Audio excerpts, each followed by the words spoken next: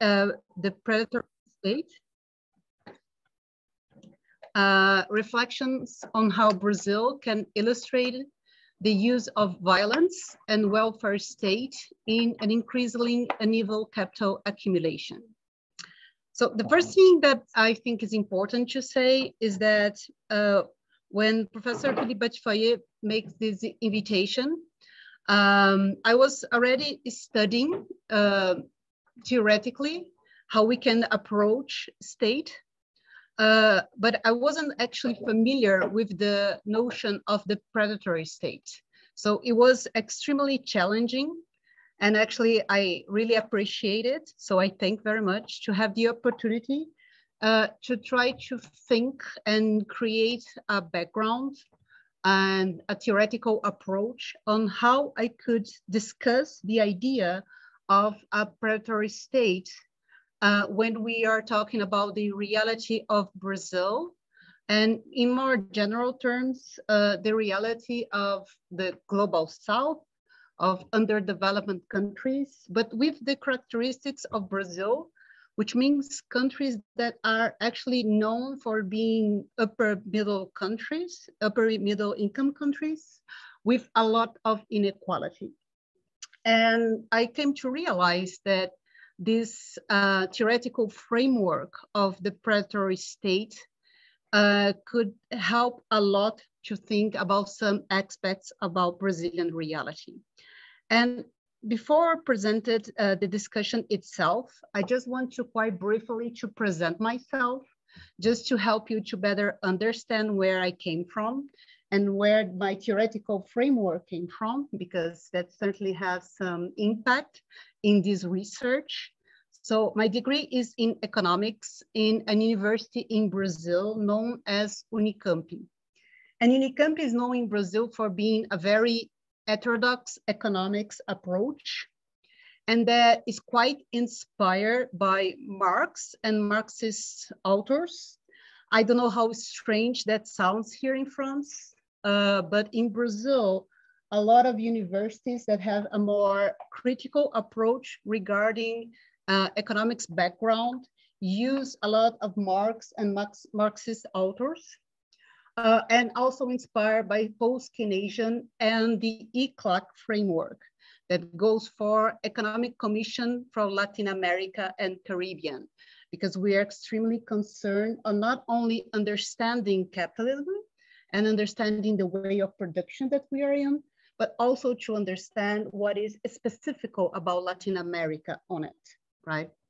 And I did my master in political economy, and in my PhD, I got closer to the public health discussion.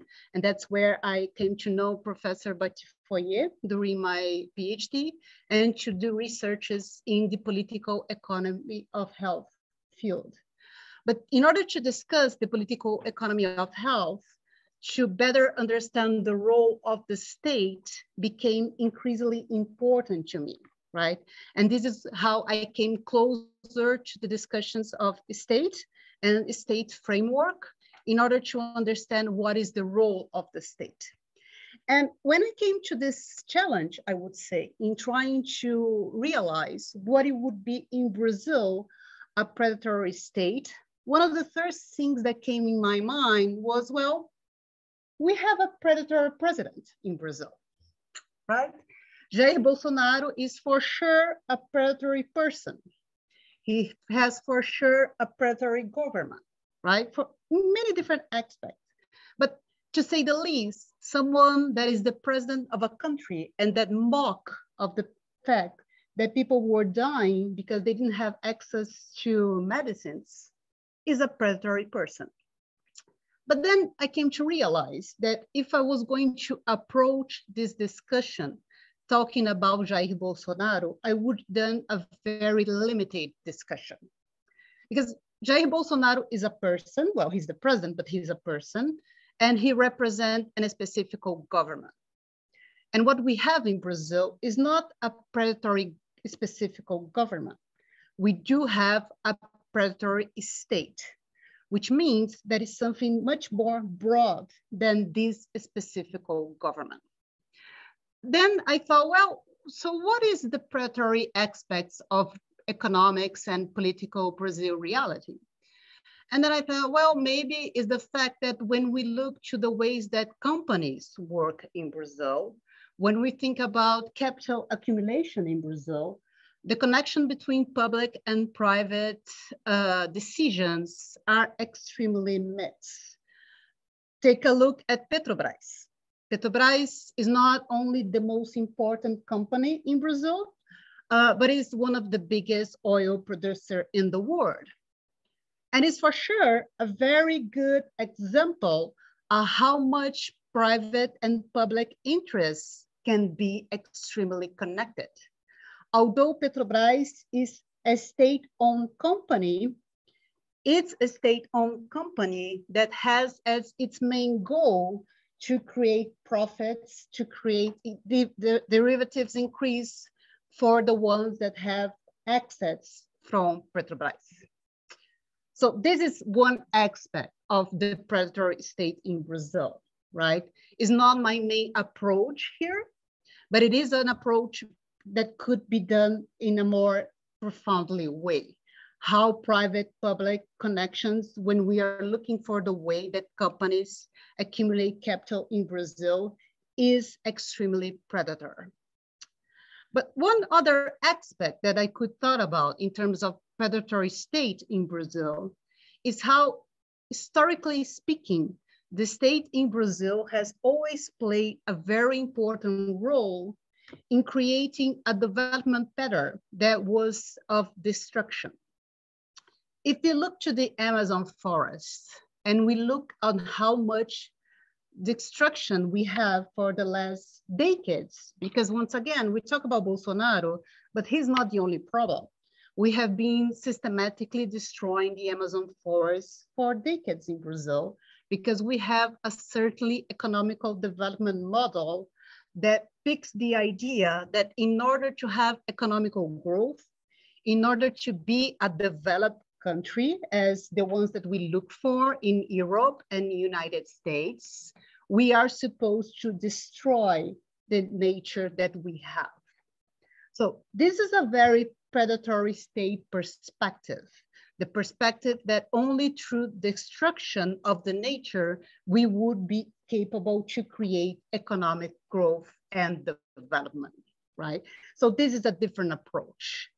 Another approach that we could have extremely attached with it, and that unfortunately was so literally shown last week, is the fact that the people that tries to protect the forests, the people that try to protect the traditional way of living, they can, and sometimes many times they are murdered in Brazil.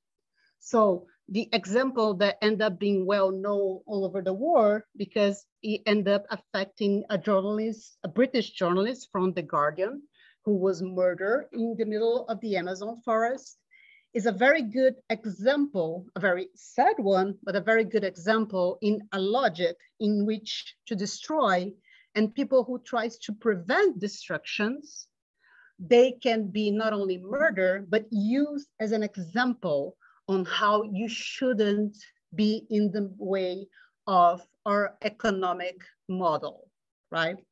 But the true aspect of this predatory state in Brazil that I want to discuss with you today is in two terms. The first one is that you can have, and this is very important to be discussed, an extremely predatory state in which social policies plays an important role. If you look to Brazil during the last decades, a lot of very important social policies were created. A very good example, probably the most known one in Brazil about it, was Programa Bolsa Família. It was a very important program in terms of diminishing poverty. It had played a very important role in terms of making people's life better, or at least a little bit better, right? But at the same time, it did not dramatically change the dynamic of the predatory state in Brazil.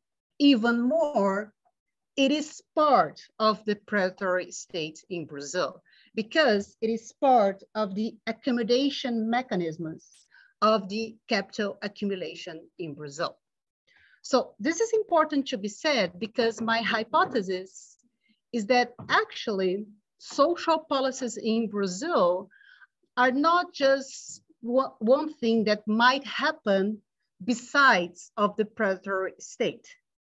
The point is that social policies are part of the predatory state because they are part of the accommodation mechanisms that make it possible to have economical growth, to have capital accumulation in a country with such a huge inequality. And then there's a second aspect, because we could say that in many different countries, a predatory state would have as a counterface social policies to create accommodation. But the thing is, Brazil is extremely unequal. And as an extremely unequal country, the other mechanism that is used by the Brazilian state in order to make capital accumulation possible is violence. So my hypothesis is that in extremely unequal societies in which the capital accumulation is deeply present and deeply interned in the country, social policies, but also violence and state violence, they both play a very important role for capital accumulation.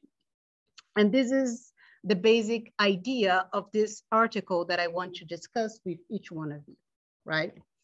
And to start, when I talk about the predatory state concept in terms of a theoretical framework, right?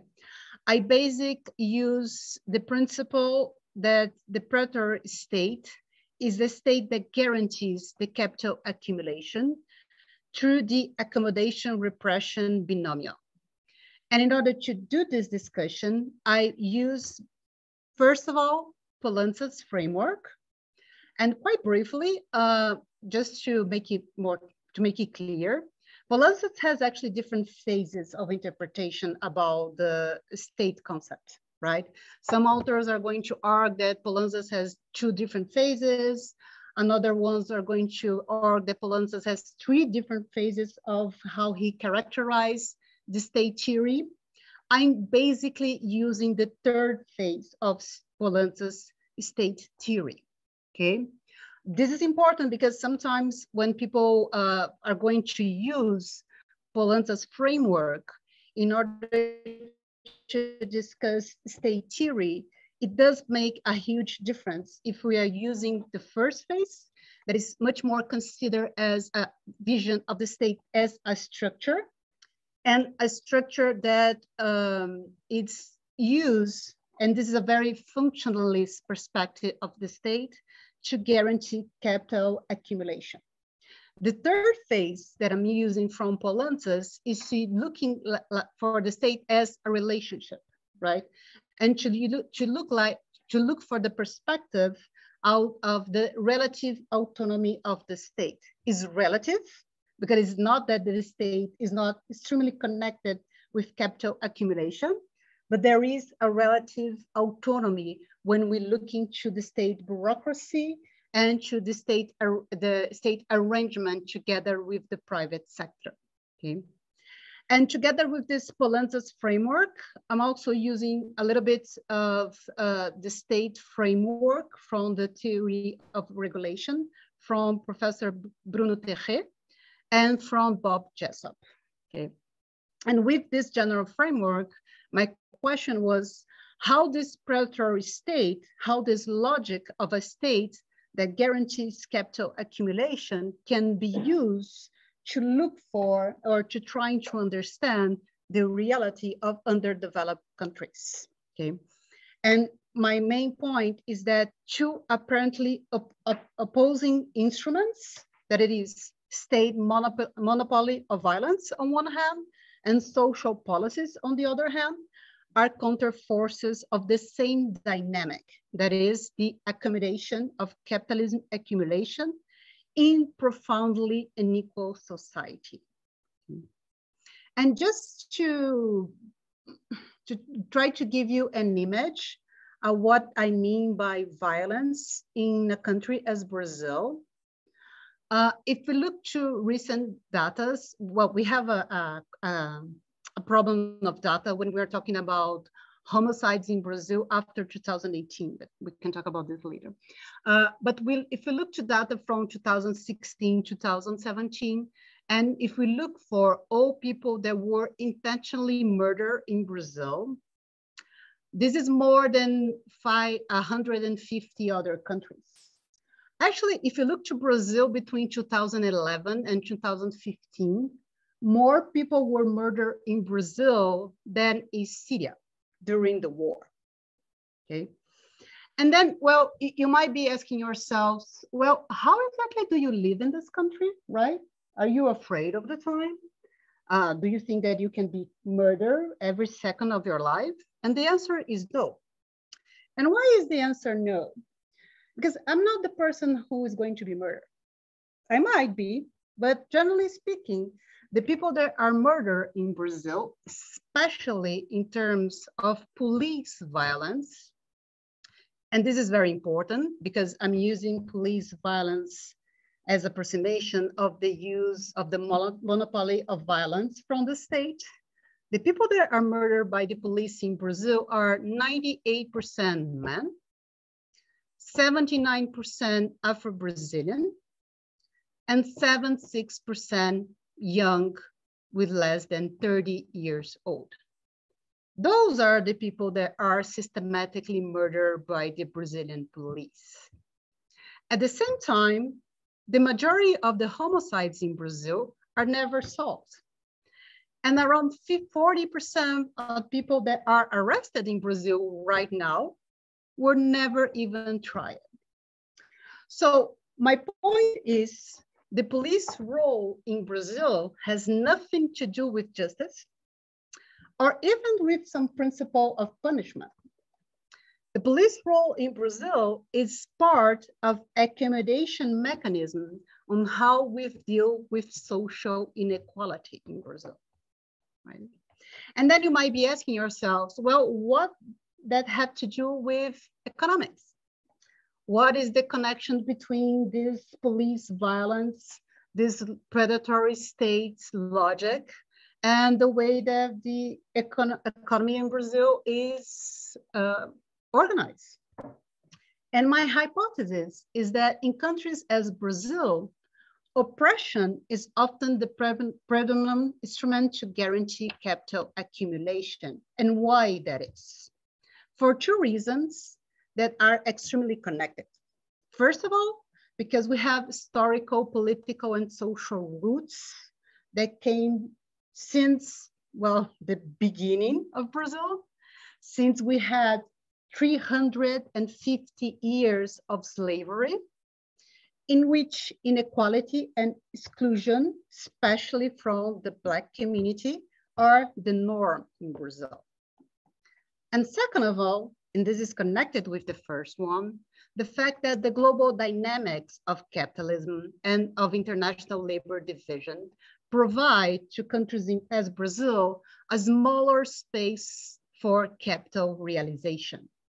And how is it possible to a country to have a limited space in terms of capital accumulation and at the same time to have a very, very rich part of the society who has actually an extremely high level of way of living and with such an important inequality, right? In this framework, social policies do play an important role in the realization of capital in Brazil. And that was actually pretty clear, especially during Lula's government between 2003 and 2011. But usually social policies play an important capital accumulation role when we are in a phase of economical growth. When we do have economical growth in Brazil, it's much easier to accommodate interests. It's much easier to have fund to make bigger and more extensive social policies possible, and at the same time to guarantee an accumulation capital who benefit a very small part of Brazilian society. But in periods of low economical growth, in periods of economical crisis, this accumulation through social policies become much difficult. And it's very easy to see. It's just to look to what happened with Brazil since 2015. Since 2015, we have been in a recession between 2015 and 2016.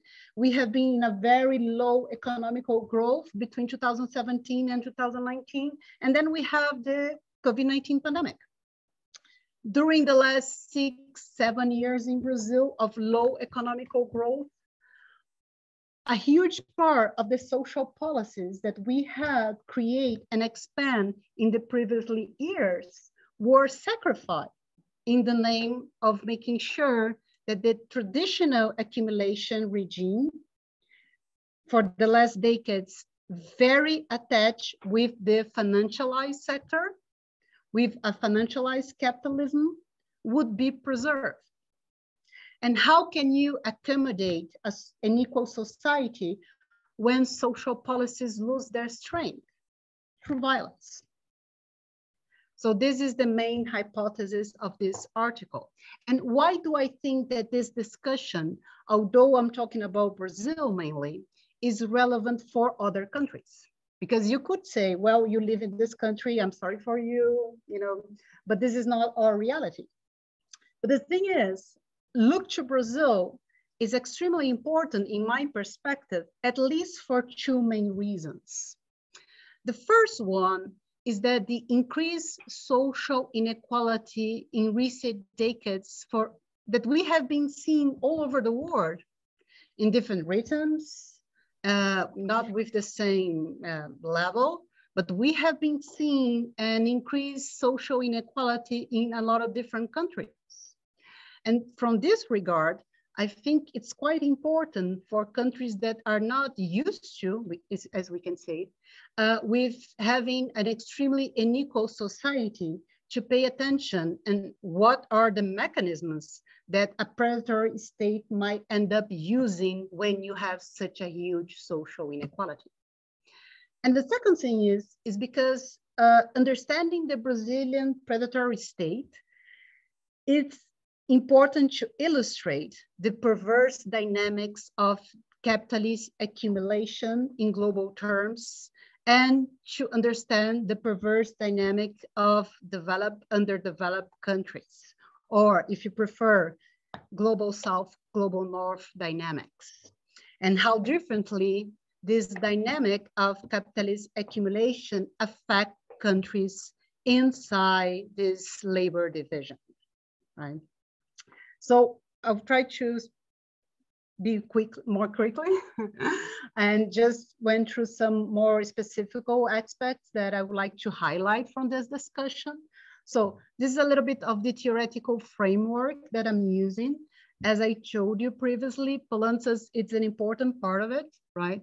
Because he helps to have a more systematized approach in terms of the state's role and the functions of repression and ideology in the State Act, and the fact that behind the theory of relative state autonomy, there is a perspective that the state is at the same time, is not one thing or the other, he is at the same time a form of a space of consensus building, but a consensus building where you have clearly very different strengths, and where workers are in majority of the time the weak part of this bargain inside state. And only in very specific historical moments, there is a very clear one that you have lived in the post-war world, right? In which the reconstruction of Europe in the post-war, together with what was seen as a threat of the Soviet Union and the necessity of legitimized capitalism, together with the strong capacity of workers to pressure, helps to create a specific organization of welfare state, right? But this is, historical determined, right? It's not always like this. It has not always been like this, and it depends on the consensus building, historically speaking, right? And I also use in this framework Professor Bruno Terret, because he helps to bring together with the economical approach the importance of political decisions, and the fact that it's not just the fact that economical decisions and the economical approach of the state is determinates the political arrangement, but that they determine each other, right? Both influence each other in the state dynamic, economics and politics. And together with it, the importance of a bureaucratic logic to understand, and Terret does this inspired by Weber, what it is a power structure and the importance of fiscal form to look for the reality of state paradox, right? And how this is organized, okay? And this is important because when I'm talking about social policies, obviously there's a discussion behind this, that is the fiscal form of state and how he used this fiscal capacity to invest on those social policies, depending on each circumstance, okay? And from this theoretical approach, I tried to show a little bit, and at this part, I think I don't need to present to you because I did a briefly historical approach about the reality of the developed countries, especially looking for Europe, in terms of how social policies are an element historically forged in the pressure of workers, and at the same time of the necessity of legitimize capitalism as it was in the post-World War, right? And a very good example, as I already say, was the welfare state. But as you all know extremely well, since the 1970s crisis, public spending has been pressured more and more, even in rich countries, to make a more clearly attendant of the capital demands, not workers' demands, which is connected with what we generally talk as neoliberal reforms, and carry on the so-called necessary reforms to reduce the pressure capacity of workers, especially related with labor reforms and weakening the trade unions, explicitly or implicitly, right? And although these movements did not decrease social spending, because you all know extremely well that it didn't, right? If we look to social spending in Europe since the 1970s, actually they kept increasing, right? There was a slow process of disarticulation and privatization of social policies, and this is extremely important. However, this well-known reality of rich countries, it's configured a little differently when we refer to underdeveloped countries. On those countries where the possibilities of capital accumulation are already historically limited by the center-periphery dynamics, with most of the capitalist gain concentrated in the capitalist center, the super exploitation of labor is greater and the development of social policies more limited. In this context, the predatory state is more explicit predator, and only in very specific circumstances there are relevant labor gains, right? And in order to do this discussion, I didn't talk in this article general about underdeveloped countries, because obviously it can have very different dynamics. I talked mainly about Brazil, using as framework, the framework known as dependence theory from Latin America, that has different phases since the 1940s, 1950s, right? Our most important Brazilian economist in this dependency theory framework is known as Celso Furtado. And it's very important to understand what is the logic of underdevelopment, right? As a structural phenomenon of capitalist relations. And this is, I think, is very important to say, in Brazil, the perpetuation of an economic dynamic of technological dependence, even at the peak of our industrialization, because Brazil went through a very strong process of industrialization. If you look to Brazil between the 1930s until the 1970s, during 30, 40 years, we became a quite industrialized country with a very strong economical growth, but we never came to internalize the technological dynamic. We never came to internalize the capacity and the independence when we are talking about the technological framework, right? And that makes that the dependence kept as a very important characteristic of the Brazilian economy. And this associated with the colonial centuries of slavery and exclusion, especially of a large part of the Black population in Brazil, contributed to the constitution of a dual economy and society. And this is very important to understand Brazil. We are a dual society. And together with it, we are a dual economy. What I mean by this?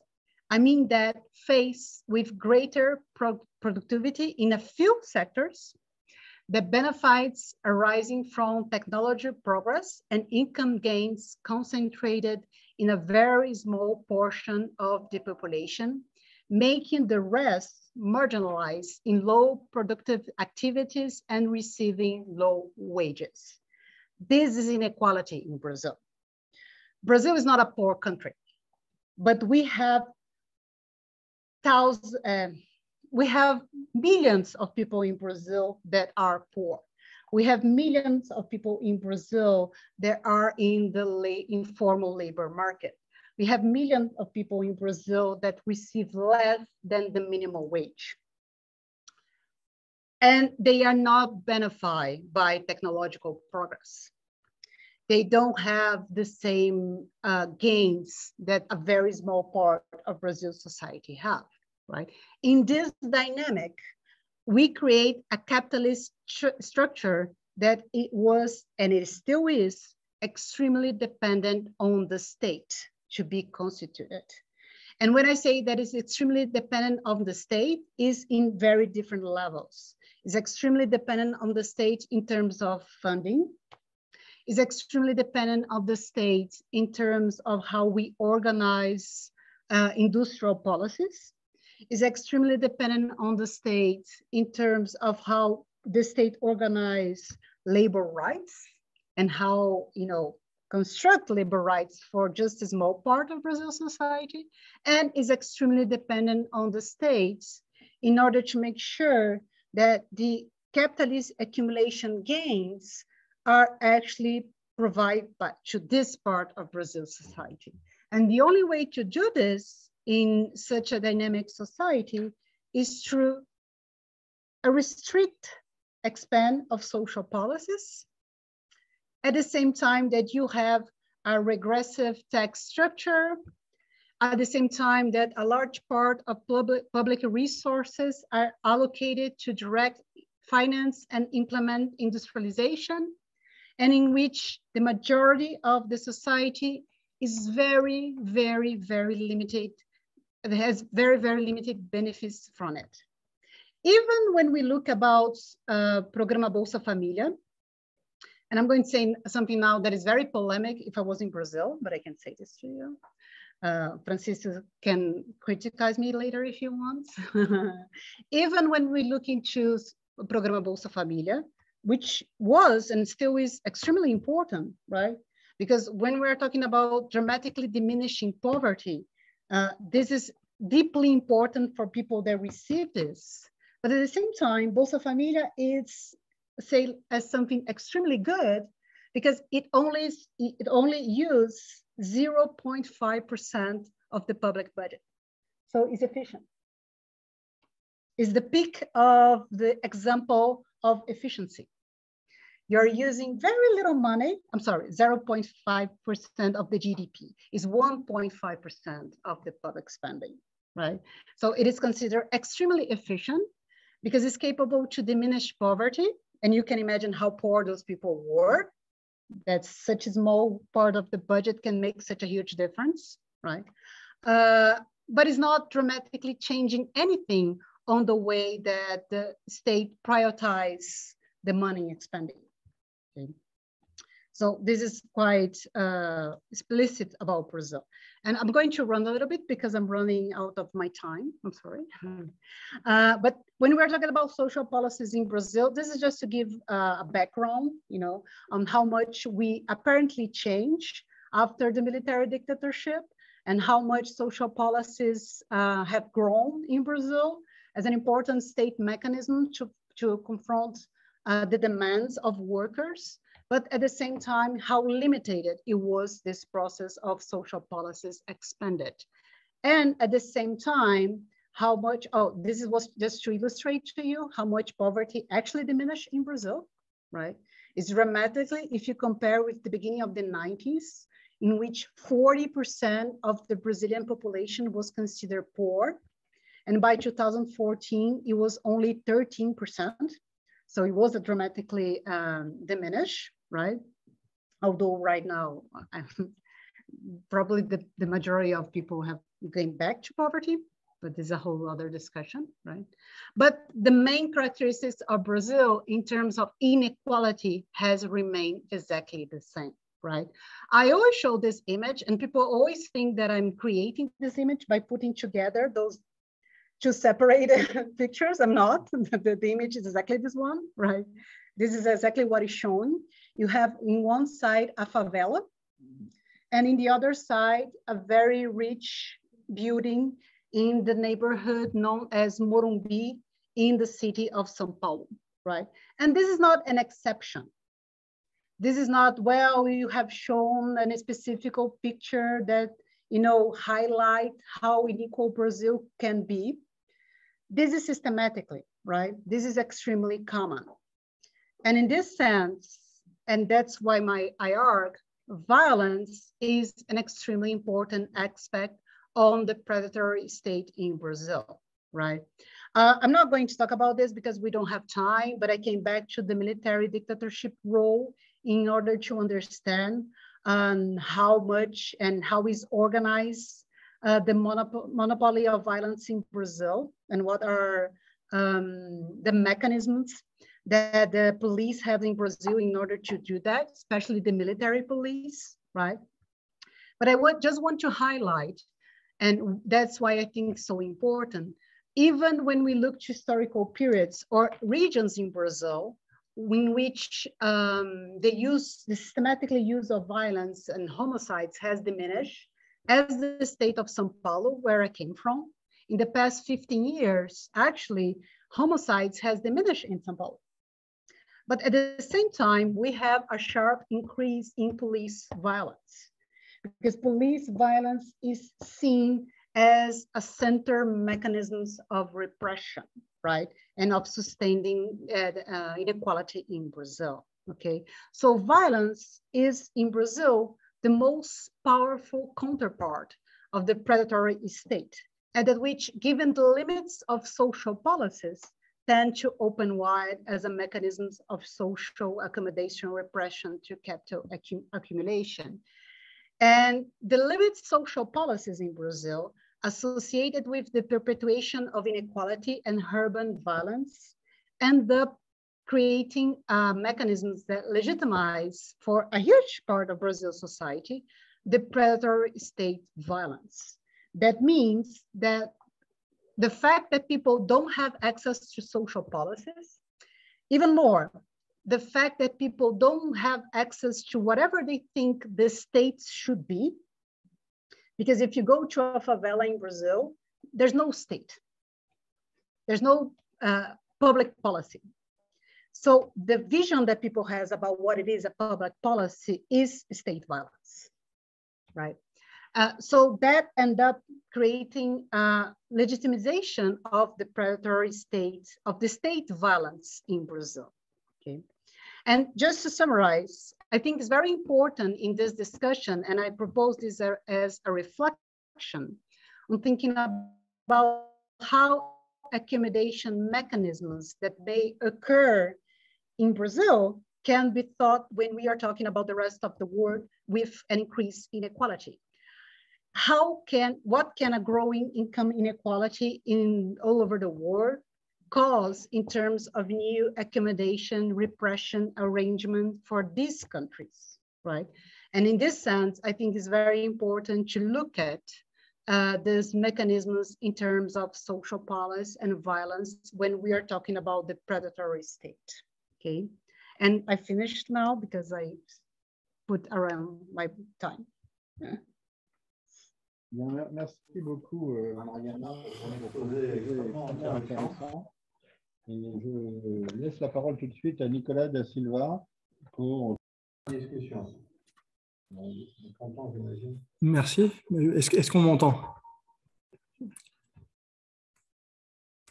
Ça va? Oui, parfaitement. Alors, bonjour à toutes et à tous. Merci à Mariana pour ce super exposé. C'était vraiment impressionnant de clarté, mais aussi évidemment sur le contenu. Si vous avez aimé la présentation, je vous invite à lire l'article qui va avec, qui essaye et qui réussit, à mon avis, par de nombreux aspects, à donner beaucoup de détails pour comment dire, accréditer la thèse qui est présentée. Justement, je vais commencer cette présentation en reprenant le résumé de ton article qui est au tout début, parce que le résumé, c'est pas tout le temps comme ça, mais il est vraiment très bien écrit. Et il donne vraiment, enfin, il accomplit sa fonction de résumé. Et je vais le citer aussi parce qu'après, je vais discuter certains points de ton argumentation à partir de certaines phrases qui sont reprises là, où il y a vraiment le cœur de ton projet.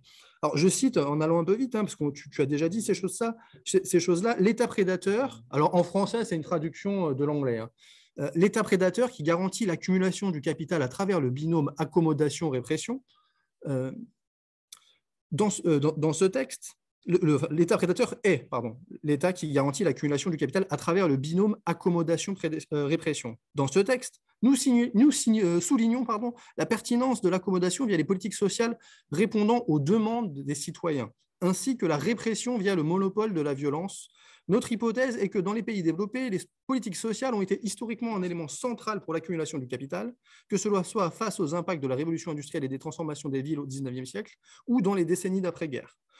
En revanche, dans les pays sous-développés, où la dynamique globale du capitalisme et la division internationale du travail offrent des espaces plus réduits pour la réalisation du capital, contribuant à des sociétés plus inégales comme au Brésil, l'oppression est souvent l'instrument prédominant et non l'accommodation.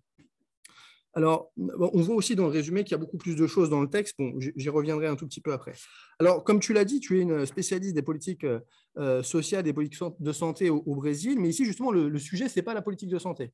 Le sujet, c'est la façon dont l'État au Brésil organise la stabilité de l'ordre social avec le bâton de la police, de la répression plus généralement, et la carotte de la politique sociale. Donc, c'est vraiment cette dynamique qui t'intéresse et qui nous intéresse ici tous particulièrement. Alors, l'enjeu pour l'État, qualifié d'État prédateur, est de favoriser l'acceptation des politiques sociales.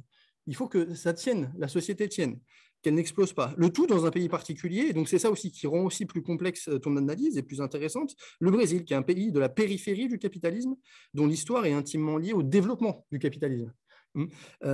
En Europe, mais aussi évidemment dans le monde via la colonisation, l'esclavage et tous ces aspects absolument terrifiants des débuts du mode de production capitaliste. Alors, ton cadre théorique, et c'est là-dessus que je vais pas mal revenir, c'est donc Poulantzas et la théorie de la régulation, avec cette idée force, hein, bien sûr, de capitalisme dépendant. Donc le texte, je l'ai déjà dit, il est riche, il est convaincant, et en plus, c'est quand même très difficile parce qu'il faut faire au moins 3 choses que tu arrives à faire, c'est-à-dire présenter un cadre théorique sur l'État. Tu passes beaucoup plus de temps dans l'article et c'est très détaillé. Expliquer au lecteur ce que ce cadre théorique permet de dire sur l'évolution des politiques sociales au nord, mais aussi au sud. Ça, c'est le troisième aspect. C'est en plus, donc, tu nous parles du nord, mais après, tu nous parles du sud et tu ajoutes donc toute cette discussion sur la violence, sur la violence de l'État. Donc le texte est vraiment, enfin, je pense qu'il faut le lire. J'espère que tu vas réussir à le publier pour qu'il puisse être diffusé largement. Alors moi, je vais te présenter quelques remarques, critiques, questions sur le cadre théorique. Parce que l'impression que j'ai globalement, c'est que je ne suis pas sûr que le cadre théorique corresponde à ce que je lis d'un point de vue, disons, empirique. Alors, arrêtez-moi quand je commence à être long, hein, parce que j'ai pas... Bon. Donc, le premier point, c'est que, et tu l'as redit dans la présentation comme dans l'article, hein, on a l'impression, dès le début du texte et dès la présentation de la thèse, que l'État est nécessairement une institution liée ou au service du capital. Et donc ça vient avec la citation que cette fois-ci je donne comme tu l'as écrite, « The predator state is the state that guarantees the capital accumulation for the accommodation repression binomial ». Donc, on voit bien que là, pour toi, tu parles de l'État comme État au service du capital. Et donc, c'est cette vision-là que tu développes en premier. Et donc, aujourd'hui, bien sûr, tu l'as dit aussi, hein, l'État est très lié au capital. Les élites économiques sont très liées aux élites politiques, surtout dans un contexte qu'on appelle de plus en plus aujourd'hui le capitalisme politique. Hein. Mais moi, la question que je me pose, c'est est-ce que ça ne pose pas un problème dans la mesure où tout de suite, on nie l'autonomie de l'État vis-à-vis du capital. Donc, historiquement, il y a souvent des phases d'État sans capital, ou en tout cas sans prédominance du capital comme là aujourd'hui. En Europe, par exemple, le féodalisme ou bien d'autres. Hein. Le cas du Brésil contemporain, son histoire contemporaine, bon, c'est la colonisation, l'esclavage, le capitalisme dépendant. Mais est-ce que tout ça, ça suffit pour nier, d'un point de vue théorique, l'autonomie de l'État? Alors tu cites, et c'est ça qui est paradoxal, c'est que après tu cites Poulantzas, qui nous dit qu'il n'est pas possible de faire une théorie de l'État, mais seulement une théorie de l'État capitaliste. Et du coup, faire cette distinction et dire qu'on ne fait pas de théorie de l'État, mais simplement une théorie de l'État capitaliste, est-ce que ce n'est pas déjà le premier pas pour nier l'autonomie de l'État face au capital, alors même que ton objectif, c'est de dire que, et c'est aussi celui de Poulantzas, de dire qu'il y a une autonomie relative de l'État. Deuxième point, qui est bien sûr lié, tu nous dis dès le début que l'État prend en considération les demandes des travailleurs. Mais est-ce qu'il prend en considération les demandes des travailleurs ou est-ce qu'il le traduit dans le cadre de ses intérêts à lui? Ça change tout. Parce que je ne suis pas sûr que l'État fasse ce que les travailleurs désirent pour qu'ils soient plus calmes, moins contestataires. Et donc, je suis écrit, hein, « In the case of this text, we highlight the relevance of accommodation via social policies, meeting the demands of workers and citizens. » Et donc, en fait, ça laisse entendre que l'État fait au moins dans une certaine mesure, ce que les travailleurs veulent. Mais est-ce qu'il n'y a pas une opération de retraduction ? Une opération de réappropriation des aspirations populaires. L'État, il récupère la critique, mais il la transforme, un peu comme ce qui se dit habituellement autour du capitalisme, hein, c'est l'idée de récupération de la critique. Le capitalisme est critiqué, il entend cette critique, et donc il se rénove et propose de nouvelles choses. L'État, c'est pareil, non? Il y a des critiques, il y a des contestations populaires du monde ouvrier, mais est-ce qu'il n'y a pas une opération de retraduction? En France, dans le cadre des protections sociales, c'est ce qui se passe tout le temps. Hein. On a des mutuelles ouvrières au début du 19e siècle qui veulent changer le monde, qui veulent changer la vie, qui veulent contester le capital et l'État. Et dans le cadre de ces politiques sociales, l'État, ce qu'il fait, c'est qu'il va mettre en place des lois qui récupèrent la critique, mais qui transforment la politique sociale. On ne va pas changer le monde, on ne va pas changer la vie. Ce qu'on va faire, c'est qu'on va mettre en place un système qui permet de réparer les plus gros dégâts du capitalisme. Donc là, est-ce qu'il n'y a pas aussi un peu quelque chose qui mériterait quand même d'être affiné? Est-ce qu'il n'y a pas le même genre de récupération, de transformation de la critique dans le cadre brésilien? Troisième point, toujours sur la question théorique et de la prise en compte de la compréhension de l'État. En fait, le paradoxe, c'est que toi, tu veux critiquer l'État et durement, puisque tu associes le fait que l'État soit violent au fait que l'État parfois mette en place des politiques sociales, et pourtant tu utilises des auteurs qui sont plutôt étatistes. En tout cas, ils sont plutôt favorables à une certaine forme de l'État. Alors par exemple, Poulantzas, qui est plutôt marxiste, ou même les institutionnalistes d'État de la théorie de la régulation. Poulantzas dit autonomie relative de l'État. L'État, c'est la condensation des rapports de classe. C'est un lieu de bataille stratégique pour les classes populaires, quelque chose à conquérir pour réduire le niveau d'exploitation capitaliste. Et d'ailleurs, ça va très bien avec la thèse de la théorie de la régulation, hein, avec cette idée de compromis historique sous l'égide de l'État. En échange de gains de productivité, les travailleurs organisés ne remettent pas en cause la position des capitalistes, et donc on a comme ça un refroidissement du conflit de classe. Alors, cette analyse, ce cadre est contestable, alors non seulement à partir du matériel que tu donnes toi, on a l'impression que ça ne se passe pas vraiment comme ça, mais aussi plus largement de plein de points de vue. D'abord, en disant que l'État est le lieu d'une condensation des rapports de classe, on passe de l'idée d'une relative autonomie de l'État à celle d'une autonomie complète de l'État. C'est-à-dire, il suffit de conquérir l'appareil d'État pour imposer un type particulier de politique. On gagne le rapport de force, pourquoi pas les élections. Et d'ailleurs, c'est la stratégie de tous les partis politiques en Europe, qu'ils soient communistes, socialistes, en tout cas la plupart d'entre eux, les plus puissants d'entre eux. Est-ce que déjà là, il n'y a pas quand même une limite importante ou une contradiction un peu dans les termes? Ensuite, cette théorie, elle propose une analyse de ce qui se passe en Europe à partir de 1945 qui est assez contestable. Hein. Donc cette idée de compromis institutionnalisé, la guerre est finie, on va se mettre tous d'accord. Je grossis le trait, bien sûr, mais c'est un petit peu ça quand même l'idée. En France, la gauche parlementaire, hein, elle est majoritaire dans le pays avant la guerre. Et pourtant, les élites politiques décident de choisir la guerre. Ils décident de choisir Vichy. Donc, est-ce qu'il n'y a pas une limite structurelle à vouloir s'accaparer le pouvoir d'État pour changer la vie? C'est vraiment une question, à mon avis, qui reste encore très ouverte. Du côté de la théorie de la régulation, là aussi, cette idée de compromis institutionnalisé, elle n'est pas forcément tout le temps convaincante. Hein. L'idée de partage des gains de productivité contre la réduction de la contestation. C'est pas ce qui se passe à la fin de la guerre, ce n'est pas un compromis. Ce qui se passe, c'est la fin de la guerre. En fait, la guerre, dans les analyses économiques, telles que je les connais, hein, évidemment, avec toutes les limites que j'ai, c'est souvent considéré comme une borne chronologique. Il y a avant la guerre, après la guerre. Mais on ne prend jamais en considération la guerre en tant que telle. Et en fait, c'est la guerre en tant que telle qui produit des bouleversements et des changements vraiment, incroyables et inimaginables avant. La guerre, c'est pas simplement une date, ça change complètement l'organisation justement de l'État, mais aussi des rapports sociaux dans la société. Et donc, il n'y a pas de grand compromis après la guerre. C'est la guerre qui implique des destructions. La guerre, elle implique des nécessités nouvelles. Il y a des gens qui meurent, des gens qui sont mutilés de guerre, des veufs, des orphelins. Il y a plein de situations nouvelles qui sont créées par la guerre et qui nécessitent des politiques sociales. Et c'est pour ça que les États se développent, pas simplement parce qu'ils sont plus gentils après qu'avant. C'est parce qu'il y a des nécessités nouvelles. Donc, dire qu'il y a un compromis, pour moi, c'est aller un peu vite, parce que justement, quand on voit la gauche un peu radicale en France, en fait, elle est relativement puissante si on compare à aujourd'hui, la CGT et le PCF, mais elle est relativement impuissante à l'époque. Parce que, évidemment, la gauche parlementaire est forte, la CGT, il y a beaucoup d'adhérents. Mais en fait, institutionnellement, ils sont très faibles et ils n'arrivent pas à imposer beaucoup de choses. Les communistes donc, sont majoritaires électoralement, mais ils ont des ministères qui sont relativement faibles dans le gouvernement de l'Union nationale. Hein. Ils n'ont pas beaucoup de pouvoir, ils ne sont pas dans les gros ministères. Ils sont dans des ministères qui sont, secondaires. On garde pas mal de décisions de Vichy, notamment la décision de geler les salaires. Donc, sous Vichy, on gèle les salaires, c'est les préfets qui décident du niveau des salaires. Après la guerre, on garde ça. Et c'est pour ça qu'il y a toute une bataille sur la Sécu pour essayer d'augmenter les allocations familiales, parce que les salaires sont bloqués. Donc, dire qu'il y a un compromis, c'est la bagarre permanente, des grèves, des contestations, etc., etc. On est dans un cadre qui est le cadre de ce qu'on appelle à l'époque la bataille de la production. La CGT...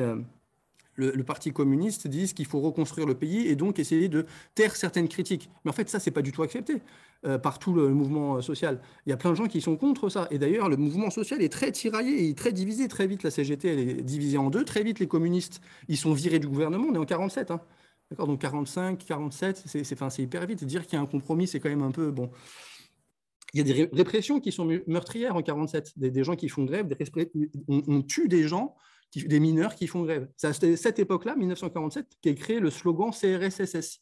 Alors CRS, vous voyez bien ce que c'est, hein, je le dis à Mariana, CRS, c'est cet escadron qui est chargé un peu de façon autonome de la police nationale. C'est les Robocop qui sont chargés de surveiller et de mater les gens qui sont dans des manifestations. Hein, donc, on est en 47 et c'est à ce moment-là que ça se passe. Donc, moi, la question que je me pose, c'est finalement pourquoi ne pas prendre un cadre théorique où l'État est à la fois autonome du capital, c'est vrai, mais aussi considéré comme une institution de domination, et quelle que soit la personne ou les groupes sociaux qui en ont le contrôle. Hein. Et du coup, ça permettrait aussi de revenir à des discussions sur la forme du politique, et donc la forme, les institutions du politique. Et par exemple, en France, ça se pose historiquement avec l'opposition entre démocratie, le pouvoir direct, démocratie directe, et représentation. Or, bon, là, on voit bien qu'on a une scission très forte entre les façons de prendre en considération le politique. Et donc, je finis sur cette histoire théorique sur l'État. Je me demande si finalement, dans le texte, mais aussi, bon, c'est pas que toi, c'est des questions que je me pose à moi aussi, il n'y a pas une confusion entre des idées différentes. C'est-à-dire, d'un côté, l'autonomie de l'État vis-à-vis du capital, et de l'autre côté, une autonomie du politique vis-à-vis de l'économique. J'ai l'impression qu'il y a souvent une confusion entre ces deux idées. Alors, l'autonomie du politique vis-à-vis de l'économique, c'est l'idée tout simple de dire qu'il existe d'autres sphères que l'économique pour comprendre le monde social. Tout ne repose pas sur l'économique, il y a autre chose, beaucoup d'autres choses, l'idéologique, mais aussi justement le politique. Donc, l'économique peut, dans certaines périodes, être dominant, prédominé, mais réduit jamais à zéro les autres sphères pour comprendre le monde social. Et donc ça, c'est une critique classique, c'est la critique de l'économicisme. Vous, les économistes, vous pensez que tout est économique. Deuxième opposition, c'est l'autonomie de l'État vis-à-vis du capital. Et donc là, l'idée, c'est de dire que l'État est un acteur qui peut changer pour le meilleur et pour le pire. Ce n'est pas une pure courroie de transmission de véritables décideurs qui seraient les capitalistes. L'État, c'est la condensation de la lutte des classes. Il peut changer en fonction des élections et du mouvement social, par exemple.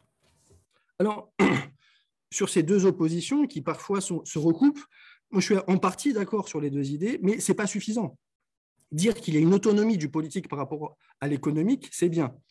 Mais ensuite, réduire la discussion à l'autonomie de l'État par rapport au capital, c'est oublier que l'État, justement, n'est pas la seule forme du politique. C'est aussi ne pas dire ou poser l'hypothèse que l'État est une institution de domination dont on peut vouloir se passer en soi. Les idées vraies d'autonomie entre économique et politique et d'autonomie entre État et capital servent au final à ignorer une hypothèse selon laquelle, comme le capital, l'État est un problème en soi. Et donc, le capital génère de l'exploitation, l'État génère de la domination. Pourquoi vouloir se débarrasser du capital comme forme de l'économique et ne pas vouloir se débarrasser de l'État comme forme du politique? Voilà, j'ai fini, j'ai été peut-être un peu trop long, désolé. Non, le temps était très bien. Merci Nicolas. Donc, Mariana, tu as quelques minutes pour répondre.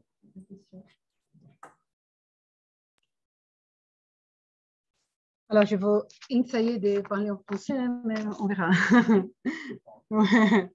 Alors, premièrement, je voudrais remercier Nicolas pour des commentaires. C'était vraiment bien.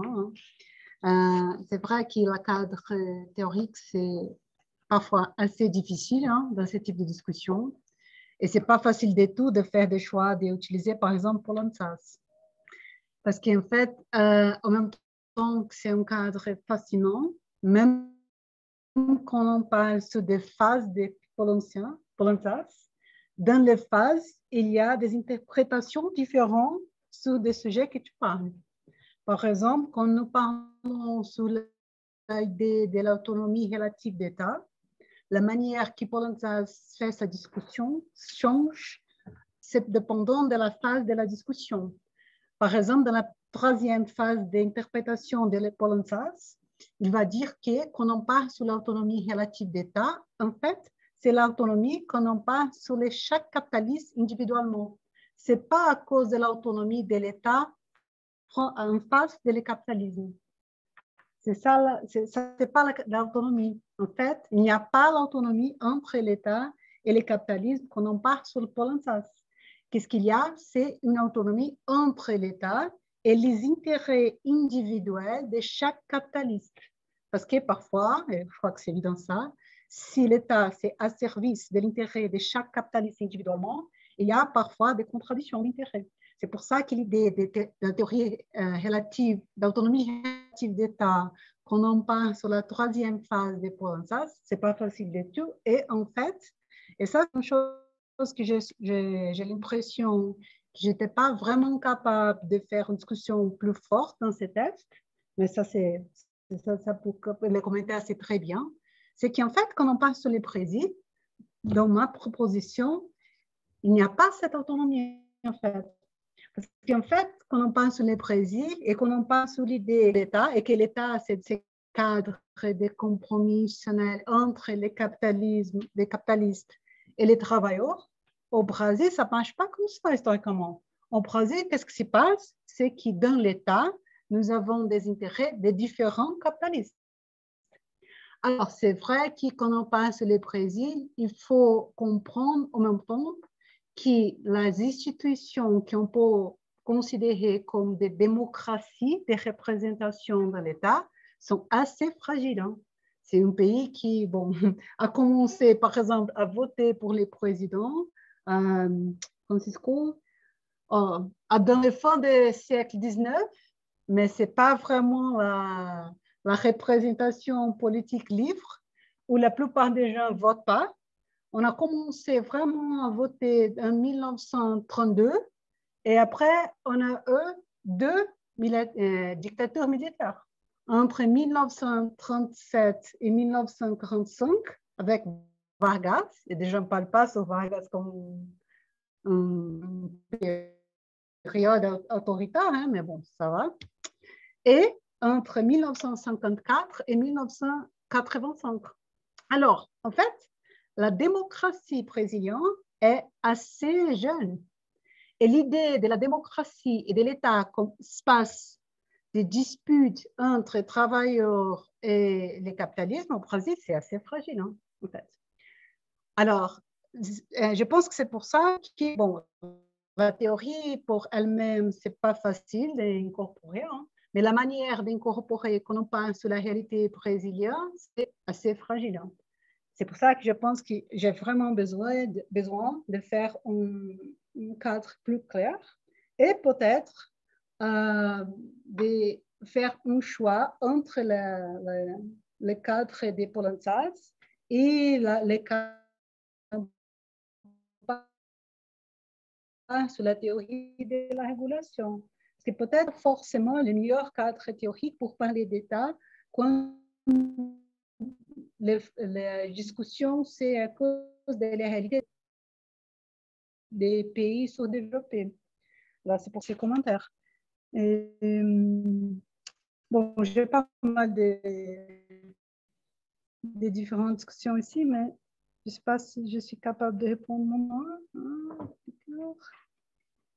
J'ai seulement un autre commentaire quand tu parlais sur l'idée de confusion ou de simplification peut-être entre la discussion entre l'autonomie d'État et l'autonomie du capital et l'autonomie de politique et vis-à-vis l'économique. C'est vrai que quand on utilise des auteurs, surtout pour l'Ansaz, hein, qui ont un cadre marxiste, ça c'est toujours une grande discussion. Hein. À quel moment, à quel point la discussion des cadres marxistes, même le cadre qui incorpore l'importance de la discussion politique, est vraiment un cadre qui a la discussion économique comme le cadre qui c'est la principale. Et il y a des idées de la superstructure où les discussions et la relation économique sont des relations qui vont donner le son pour des discussions politiques et sociales.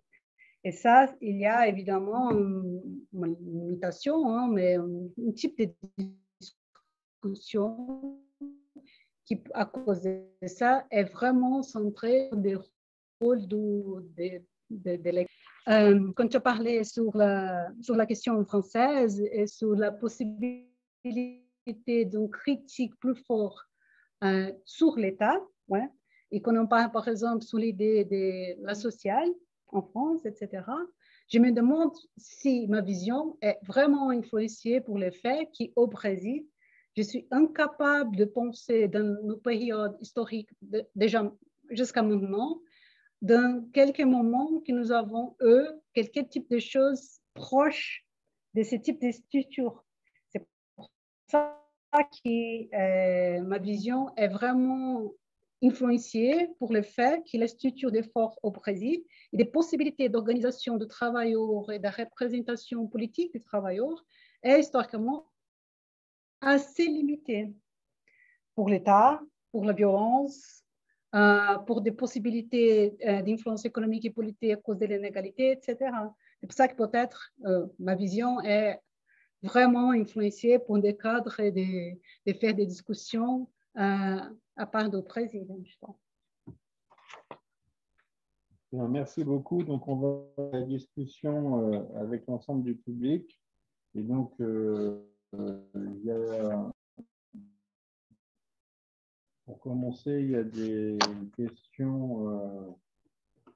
C'est Merdad qui pose une question. Donc, Merdad. Oui, c'est à toi, Merdad. Avec plaisir. Donc, tout d'abord, Mariana, vraiment, c'était un plaisir de lire ton texte et de t'entendre. C'était vraiment riche. Et donc, je me suis réjoui de trouver tes travaux.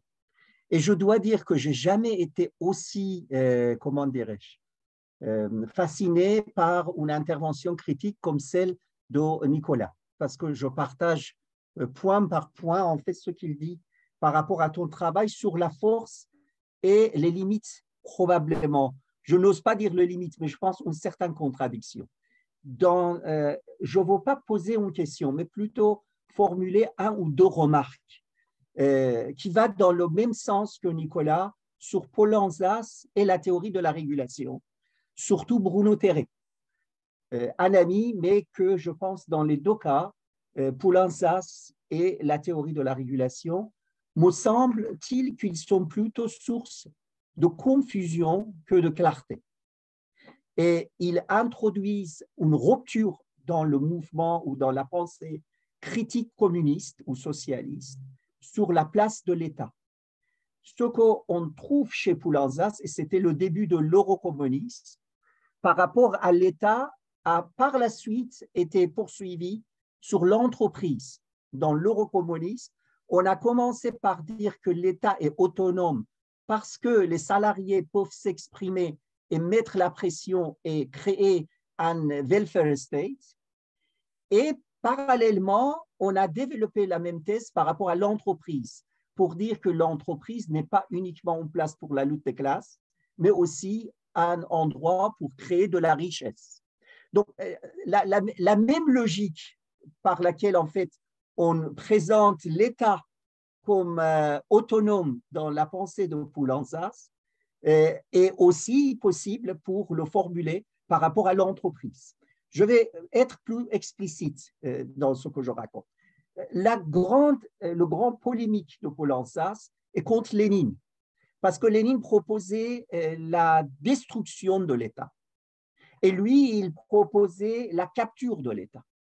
Et pour le dire, il disait qu'il ne faut pas considérer l'État comme un instrument de domination de la classe bourgeoise, mais plutôt un field, le terme qu'il utilise, un champ sur lequel non seulement les capitalistes, mais aussi les salariés peuvent conjoncturellement exercer un pouvoir. Et donc, l'idée était que l'État-providence a émergé à cause de ce rapport de force qui s'est exprimé et qui s'est concrétisé dans l'État par des gains, par des compromis, et donc a poussé l'État vers une politique sociale. Donc, c'est ça qu'on trouve chez l'État, cette idée comment dirais-je, de créer un espace de changement social.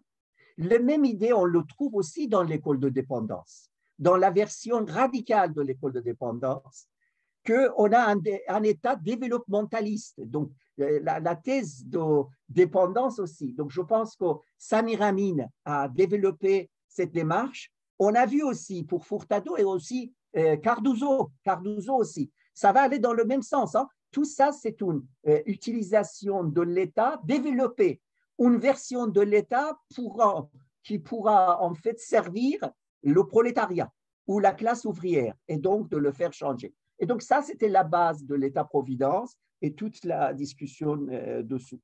Moi, je pense que le grand problème, c'est ce que vient d'être en fait souligné par Nicolas.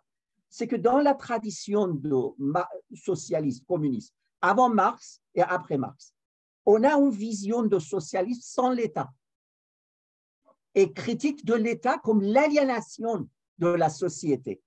L'État comme une source d'individualisation de la société, lorsque la société est décomposée en classes.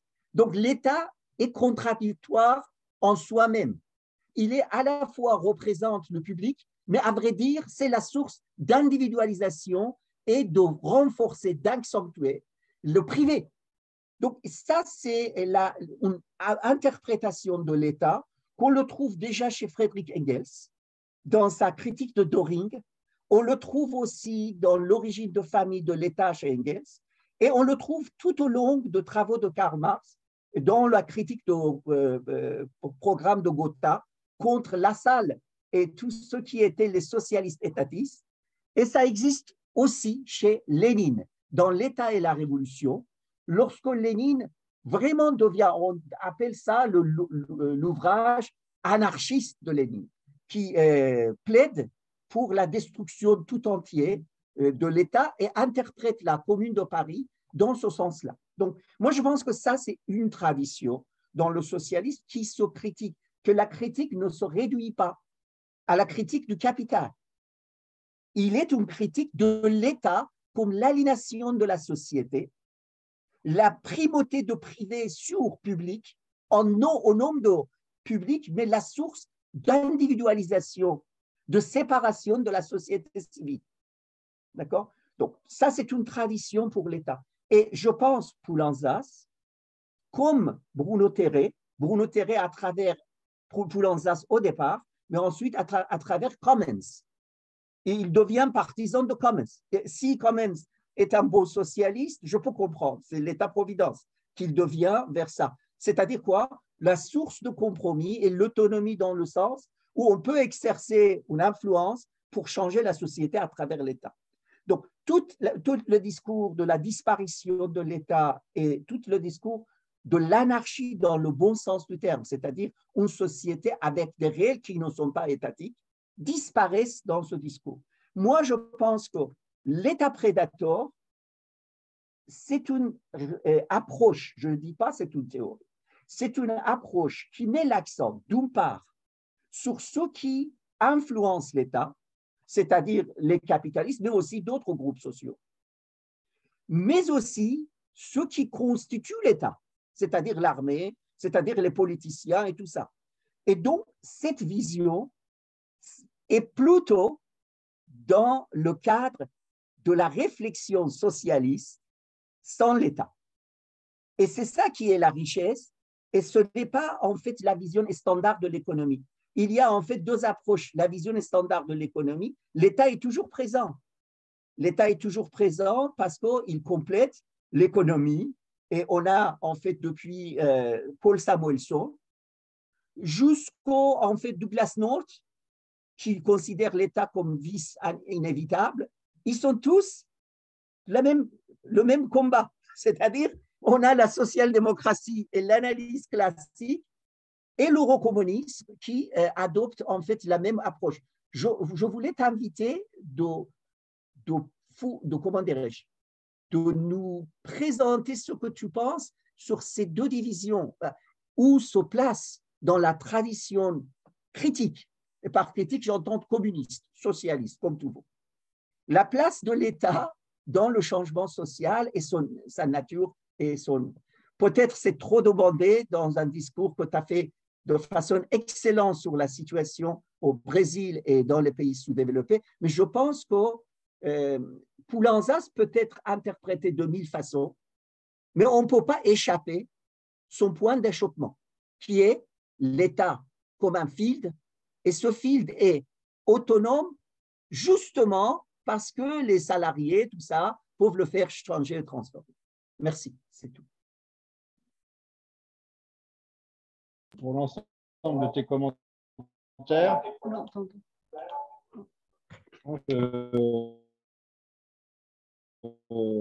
Mariana, elle a au moins de répondre à quelques réflexions de Mehrdad. Oui, bien sûr. Bon, oui, premièrement, merci bien professeur Merlat, pour ses commentaires. Hein. C'est vraiment une grande discussion et c'est pas facile du tout, mais c'est vraiment important comme cadre théorique.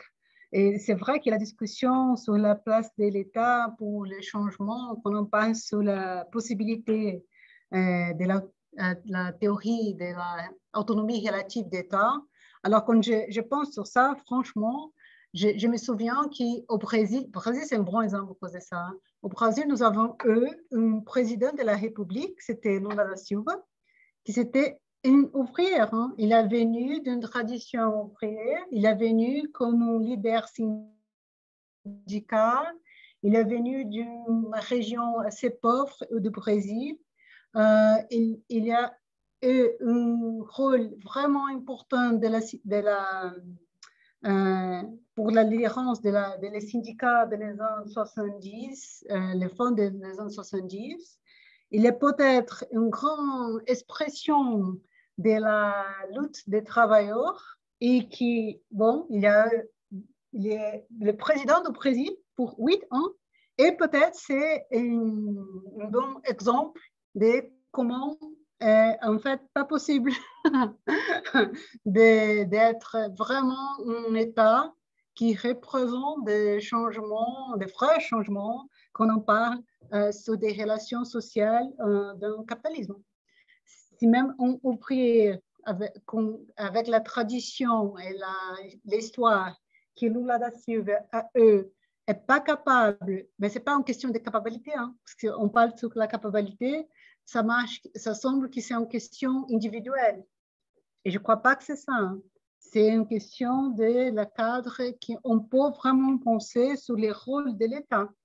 Et franchement, dans cet aspect, je pense que la tradition critique des discussions sur la place de l'État pour changement est vraiment une vraie discussion. Hein.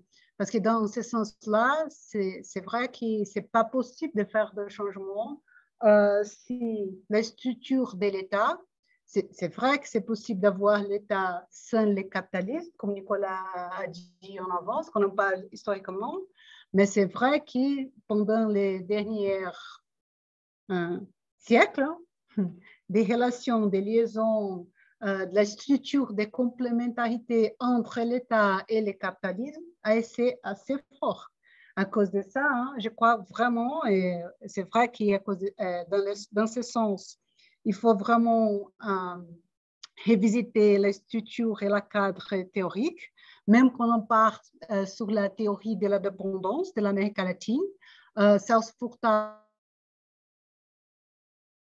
bon, après d'un changement et après le début de la dictature militaire des années 60, il dit, bon, la réflexion que nous avons eue dans les années 1940 et 1960, quand on a pensé que c'était possible d'utiliser l'État pour faire des vrais changements, en fait, ce n'est pas possible.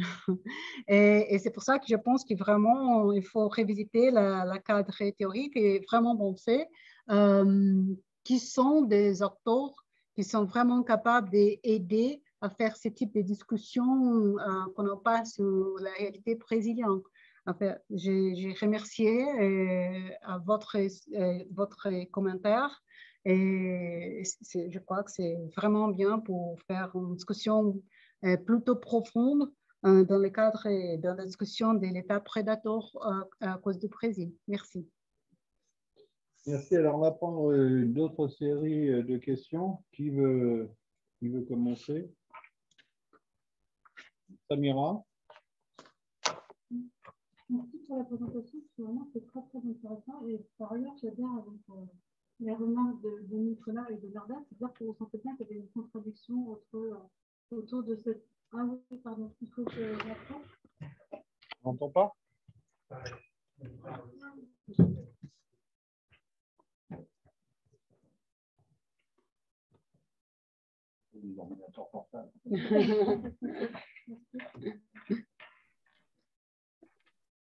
Je vais peut-être reprendre alors. Je voulais juste te dire, Marianne, merci pour cette présentation, vraiment qui est très, très stimulante. Parce qu'on retrouve des cadres, effectivement, qui nous parlent et qui nous intéressent et sur lesquels on travaille beaucoup. Et où personnellement, je bute quelquefois aussi, parce que ce n'est pas évident de trouver le cadre théorique qui permet d'eux. Mais c'est pour ça que j'adhérais pleinement aux remarques de Nicolas et de Merdad, parce que vraiment, moi, je n'ai pas lu l'article, mais en t'écoutant, j'avais le sentiment qu'effectivement, il y avait un problème autour du concept de l'État qui serait relativement autonome. Là, je me suis dit, je ne comprends pas, et je me suis rendu compte que ce n'était pas parce que je n'avais pas lu le texte, mais qu'effectivement, il y avait quelque chose à préciser.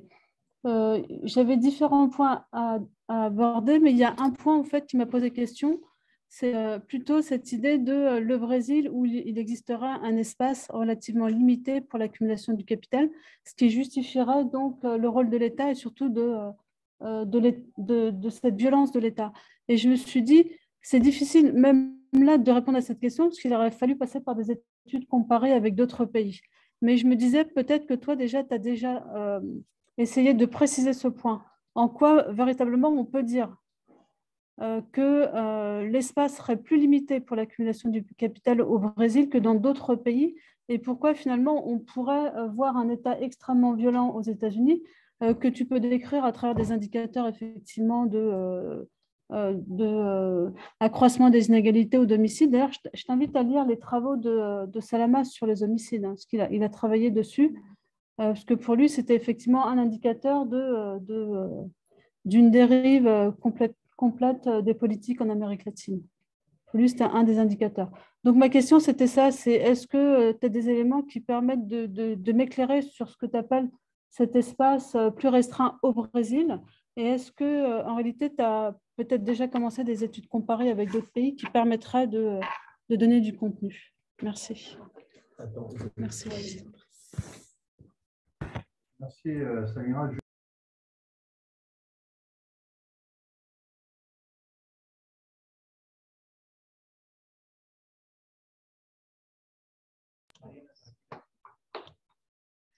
Ça va?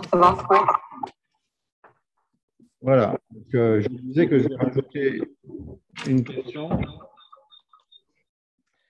D'abord, je veux te remercier pour ta présentation parce que tu as quand même pris très au sérieux la notion d'État prédateur. C'est-à-dire que tu as essayé de brosser une théorie de l'État prédateur appliquée au Brésil en développant un certain nombre de concepts pour associer à la fois de la protection et une technologie de la prédation qui est chez toi et l'appareil policier. Et ça, c'est pas facile à faire, d'autant plus que c'est quelque chose qui n'était pas très fréquent pour toi, ce type de réflexion. Et tu as vraiment joué le jeu pour ce séminaire. Et donc, je veux vraiment te remercier pour avoir fait cet effort. Alors évidemment, le cadre théorique, on l'a dit, ce n'est pas forcément celui qui conviendrait, mais c'est le cadre théorique d'où tu viens. Et donc, tu as essayé d'assurer une sorte de coordination entre ton cadre théorique et la notion d'État prédateur. Et donc, il y a eu déjà pas mal de critiques là-dessus parce que ce n'est pas forcément le bon cadre théorique, mais en tout cas, je trouve que c'est vraiment très, très bien d'avoir essayé de faire ce type d'exercice. Alors, ma question, elle est double. Alors, il y en a une qui rejoint un peu ce qu'a dit Samira, c'est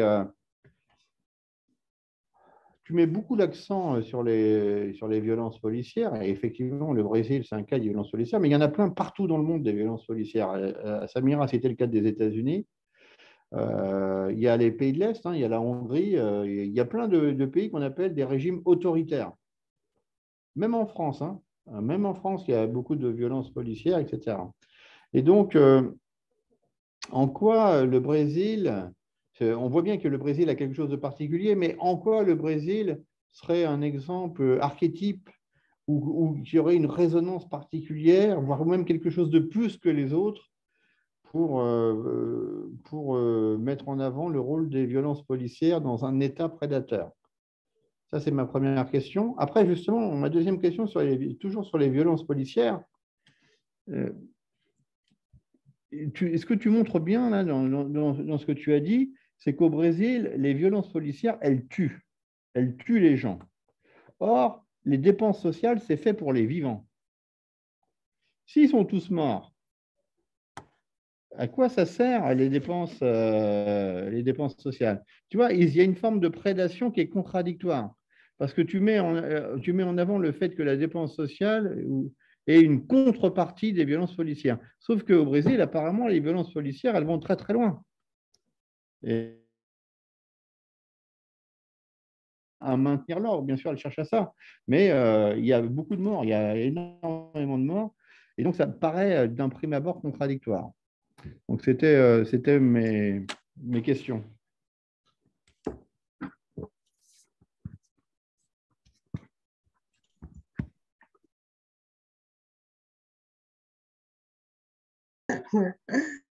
Alors, premièrement, je voudrais remercier à Samira et à Philippe pour des questions.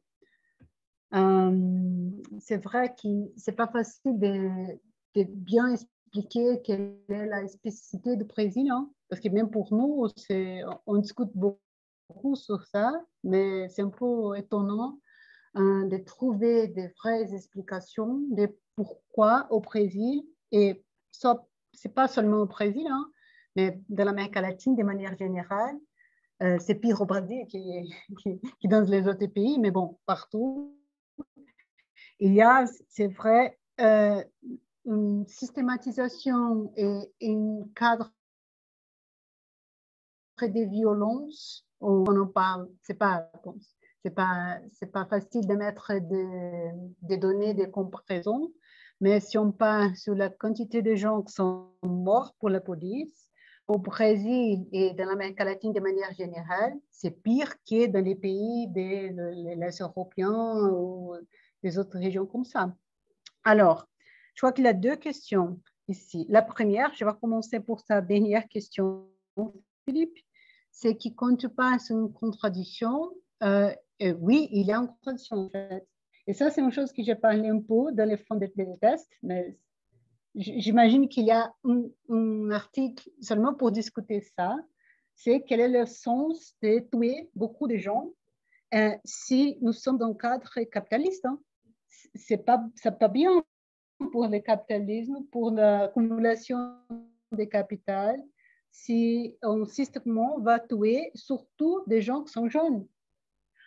Alors, pour bien expliquer ça, je crois qu'il y a une question qui est assez importante au Brésil, qui c'est la profondité des inégalités, mais franchement, la profondité des racismes. Je crois que ce n'est pas possible de comprendre des inégalités au Brésil et même l'utilisation de la violence policière et la systématisation de la violence policière si on ne prend pas en considération que des gens qui sont morts pour la police au Brésil, ils sont des gens noirs. Alors, le racisme a un rôle central pour comprendre, et ça, c'est pas capitalisme. Hein. Alors, et c'est évident que c'est lié avec l'accumulation du capital, mais ce n'est pas compréhensible seulement avec ça. Franchement, il faut considérer que le racisme et l'insertion des gens noirs dans la réalité brésilienne est assez limitée, est assez contrôlée pour les structures d'accumulation et pour la notion des violences d'État. Alors, quand on parle sur l'existence de la violence policière partout, je comprends, mais ce n'est pas la même chose. Si on parle sur l'existence de la violence policière à la France, par exemple, je sais que c'est une réalité, hein, et ce n'est pas une question de diminuer l'importance, la dramatisation de la question. Mais au Brésil, la violence policière est systématique. Et ça, c'est une chose que je pense c'est vraiment important, c'est que quand on parle sur la création de la plupart de la population, et ce n'est pas seulement une question des cadres de la média, mais une grande part de la population brésilienne approuve, dit c'est bien qu'on utilise la violence policière pour contrôler le comportement des gens qui ne sont pas des gens bien. Alors ça, c'est une question qui, je pense que c'est impossible d'expliquer seulement pour la discussion de l'accumulation du capital. Parce que franchement, il y a une contradiction. Il y a vraiment un problème. Ce n'est pas vraiment utile, si on peut dire comme ça, pour l'accumulation du capital. Et c'est vraiment un problème quand on pense des politiques sociales, s'il y a une utilisation systématique, comme nous avons au Brésil, de la violence policière. C'est pour ça que, et ça c'est un cadre que je n'ai pas vraiment bien exploré dans cet article, parce que c'est un cadre vraiment difficile et que ça demande une connaissance, une exploitation des cadres sociologues plus larges, qui c'est le rôle du racisme au Brésil. Et ça, c'est une question assez dramatique. Et quand on parle des comparaisons internationales, j'ai encore fait ça, mais il y a les discussions, il y a pas mal de gens qui font ce type de comparaison quand on parle sur le Brésil et les États-Unis. Parce qu'il y a des différentes questions qu'on peut considérer pour faire des comparaisons entre le Brésil et les États-Unis. C'est sûr que quand on parle sur l'accumulation de capital, les conditions sont assez différentes. C'est sûr que quand on parle sur la possibilité d'internalisation des espaces d'accumulation, c'est assez différent entre le Brésil et les États-Unis. Mais c'est vrai que dans ces deux pays, la violence policière, c'est assez important. Et j'ai l'impression, pour des petites choses que j'ai lues, mais ce n'est pas vraiment ce que je suis capable de faire de manière profonde, hein, mais que les liaisons entre les États-Unis et le Brésil dans ce sens, c'est à cause des inégalités et surtout à cause du racisme. Ça, c'est la liaison plus forte que je peux voir quand on parle des États-Unis et le Brésil. C'est la forte inégalité sociale et économique et la présence d'un fort racisme. Et quand on parle sur l'Amérique latine, c'est évident qu'il y a des choses que je n'ai pas discutées ici. Hein. Par exemple, sur les rôles de la... Je ne sais pas comment dire ça en français. Hein. Trafic de drogue. Oui. Et les rôles de l'Amérique latine. Hein, parce que franchement, si on regarde pour les dernières 30 années, et ça c'est vraiment une discussion assez difficile au Brésil, hein, parce que pour nous, c'est les périodes de la démocratie. Hein. Et les périodes de la démocratie, c'est les périodes où la quantité de gens qui sont morts, pas nécessairement pour la police, hein, mais en général, a grandi beaucoup. Hein. Et il y a une liaison, une discussion sur les rôles de l'Amérique latine quand on parle sur les trafics de drogue. Alors, on peut essayer de faire un cadre et une discussion économique sur ça, hein, mais ce n'est pas facile du tout. Hein. Mais je suis sûre que ça, c'est une question importante pour faire ce type de discussion. Alors, quand on parle sur la possibilité, l'espace limité d'accumulation de capital, j'ai fait un petit cadre historique dans ce test sur l'histoire de la théorie de la dépendance et comment ça change hein, pendant le temps. Mais ma discussion, c'est que quand nous sommes après des années 2000, dans l'Amérique latine, de manière générale, et ça se passe au Brésil aussi, mais de manière générale, les rôles que nous avons dans la division internationale du travail, en fait, a passé pour un retour à reprimarisation, parce qu'on recommence à exporter les produits primaires, surtout pour la Chine maintenant, mais bon, les rôles, c'est proche, hein, et encore une fois, nous n'avons pas le développement de la technologie ou de la capacité de production propre. Je sais qu'il y a, c'est une généralisation, hein. Il y a fortement des exceptions. Par exemple, nous avons parlé un peu sur ça mercredi à cause de l'industrie pharmaceutique. Ce n'est pas possible de dire qu'au Brésil, nous n'avons pas la technologie. Hein. C'est vrai que nous avons encore des secteurs où la production et la capacité d'accumulation de capital est assez forte, mais ils sont des exceptions. La plupart des secteurs productifs au Brésil ont vraiment perdu la capacité de créer des liaisons, ont vraiment perdu la capacité d'incorporation de la technologie propre, et surtout propre. Hein. Et dans ce sens, il y a pas mal de limitations et plus que ça, hein, il y a vraiment une exportation de l'accumulation de capital. Et ça, je pense que c'est assez important. Comment compenser sur un pays où, en même temps, nous avons l'exportation d'une part importante d'accumulation de capital, où l'accumulation de capital interne est fortement financialisée, parce que ça, c'est l'autre côté. Hein. L'internalisation du capital au Brésil est fortement financialisée, même pour l'industrie. Hein. Et en même temps, nous sommes un pays assez intégré dans les cadres internationaux par la finance, mais pas forcément pour d'autres lieux. Et ça, c'est des caractéristiques spécifiques. Je ne suis pas capable de dire que le Brésil est les pays du monde où des limitations d'accumulation de capital est plus fort. C'est clair qu'il y a des autres pays où l'accumulation de capital est plus fragile qu'au Brésil. Mais la question du Brésil, c'est que nous avons ce type de limitation au même temps que nous avons une forte intégration au sens international. Et cette structure liée avec une histoire d'exclusion, des inégalités et des continuations de la structure des privilèges, ça a créé ce type de violence pour contrôler ces processus d'accumulation. C'est pour ça que je ne pensais pas seulement une question d'avoir un problème ou une question économique de limitation d'accumulation de capital. Ça, c'est une question importante, mais ce n'est pas la seule question pour comprendre la violence policière. Il faut comprendre aussi comment on a gardé cette structure de privilèges pour une part assez petite de la population brésilienne et vraiment marquée, et ça c'est vraiment une question de privilèges, pour la exclusion et pour les racismes. Je sais pas. Je peux juste rebondir. Ouais. Attends.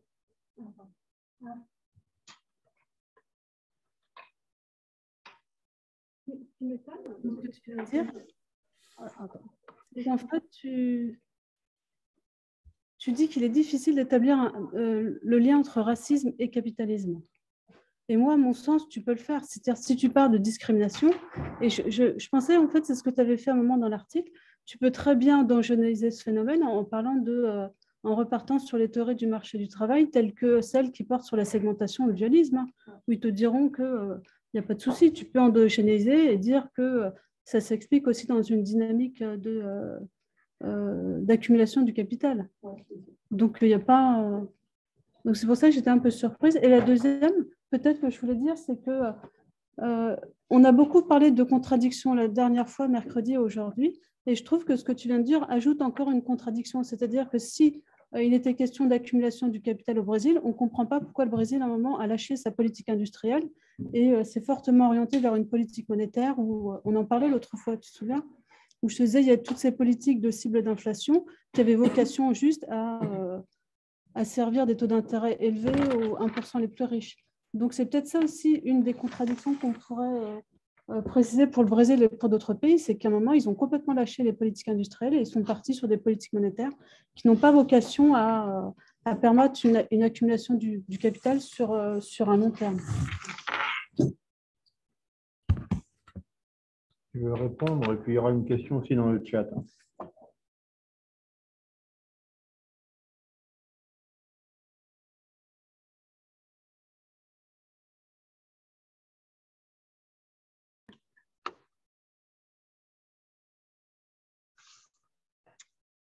Alors, j'ai remercié Samira. Ouais, en fait, c'est vrai que je dis que c'est difficile. Hein. C'est pas forcément difficile hein, de faire les liaisons entre les racismes et le capitalisme au Brésil. Hein.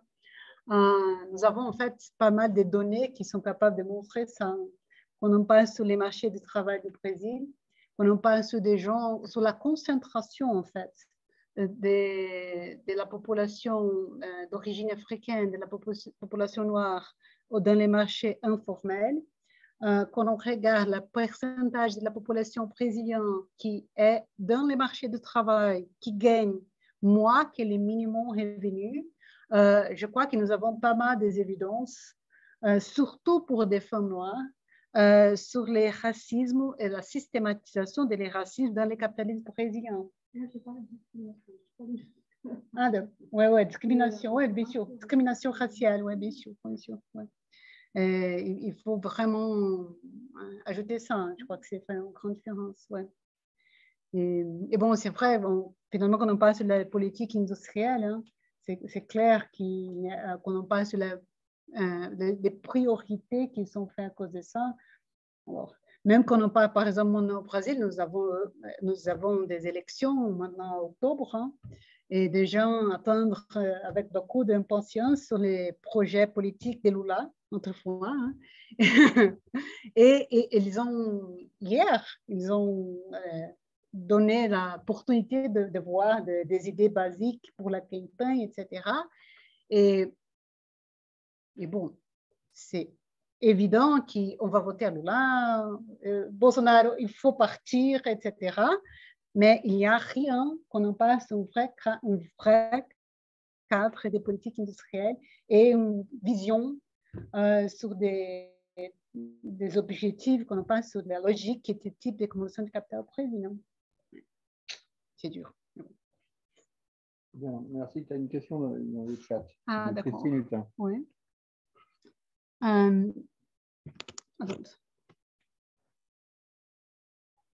Madame Christine, merci pour votre deuxième très intéressante présentation. Que pensez-vous du rôle du Parlement et des coalitions des partis politiques? Connaissez-vous professeur Carvalho et les analyses des jugements qu'il a utilisés sur les processus de décision sur les partis et les membres du gouvernement en particulier pour renforcer les rôles des politiques sociales et économiques? Merci. Bon, premièrement, merci bien, Madame Christine, pour votre question. Hein.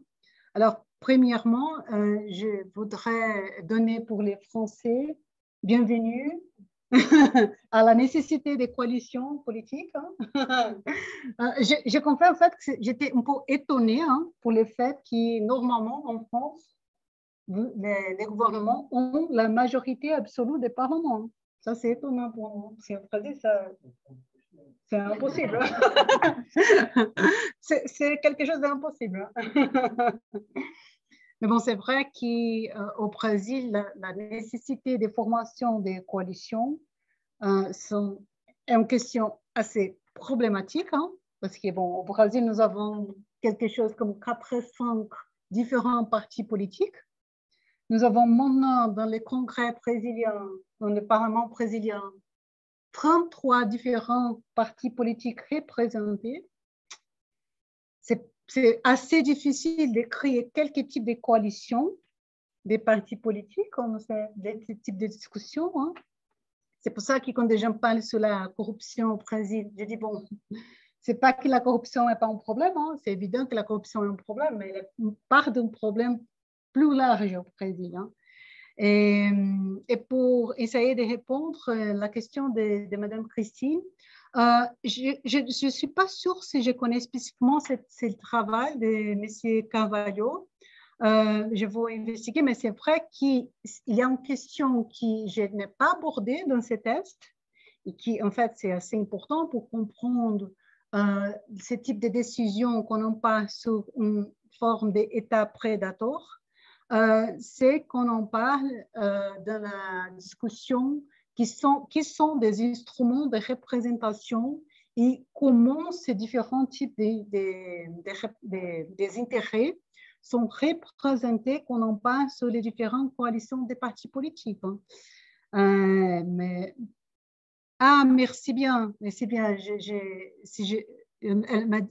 Madame m'a dit qu'elle peut m'a donné les références. Je vous remercie. Hein. Je voudrais bien connaître et être capable d'explorer ce type de discussion. Merci bien. Bien. Laura, une question de Laura. Est-ce qu'on t'entend?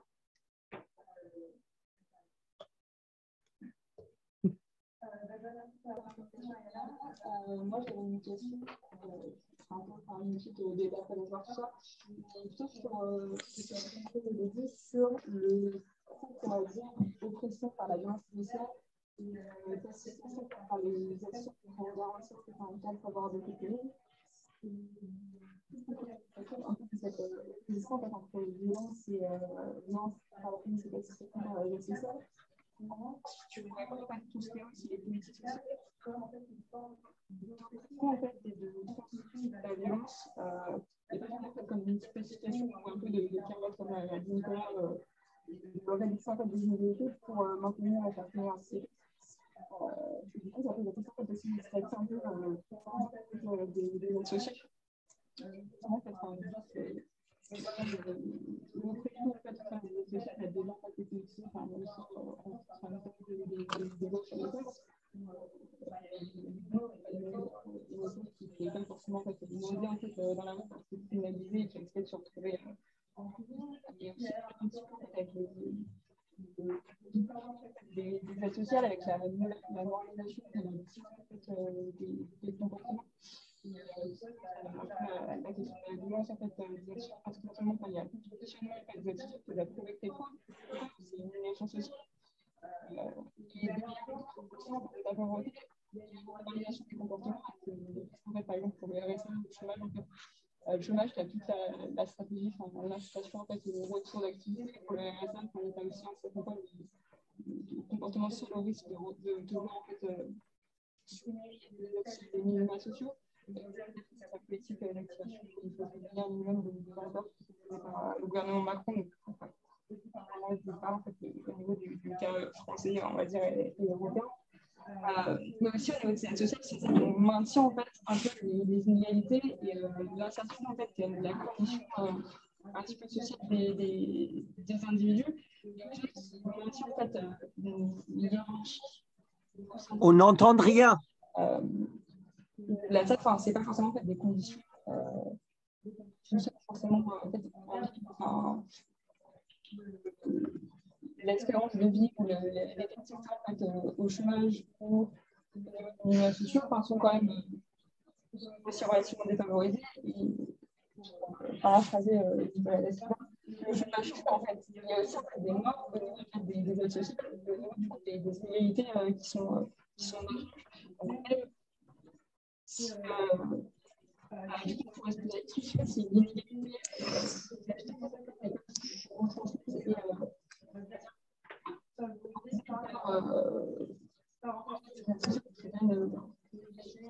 un système va permettre à ce système en fait, de se faire parce que comme tu l'as montré, en fait,